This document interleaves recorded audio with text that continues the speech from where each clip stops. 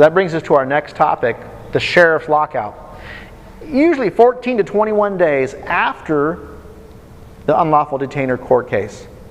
And this is an actual law enforcement action. Okay? Let me go back one step. The unlawful detainer is you are possessing a home, you are unlawfully detaining the rightful owner of that home from taking possession. That's why they call it unlawful detainer. Unlawful detainer means that you are breaking the law by not giving the owner his house back. And so they send out the sheriff's department. The county sheriff meets the bank's assigned realtor, me usually, or another realtor, and the locksmith at the property at a pre-designated time.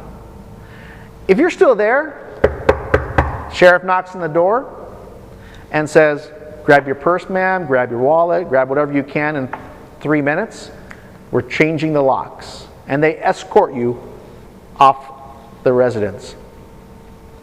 You as the occupant legally have 15 days to retrieve your personal property. Rarely does it happen when someone's home.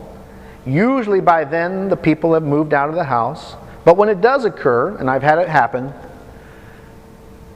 they have to make arrangements with me to meet back at the house in order for them to retrieve their personal property, because the house is rekeyed.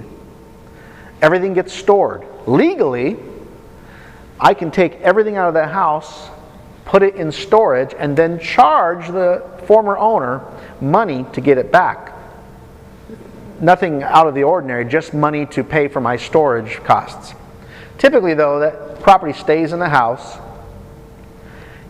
You as the occupant, you as the former owner, call me, I arrange a time to meet you, you come with your movers, I give you a few hours to get all your stuff out, and that's why it's important to be out before the sheriff's lockout, because I have a family, I work 9 to 5 usually, Monday through Friday, and when I tell people I'll meet you there at 8 o'clock tomorrow morning to get your stuff out, and then I need to come back about 4:30 to lock it up.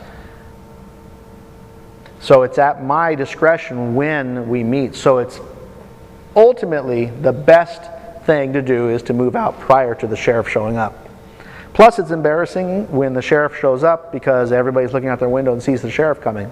And then once the sheriff does show up and you leave, the sheriff will post a big bright orange no trespassing sign along with paperwork from the sheriff's department on the front window of the house, letting everybody in your neighborhood know the Johnsons lost their home. I hope there's no Johnson. No, there's no Johnsons here today.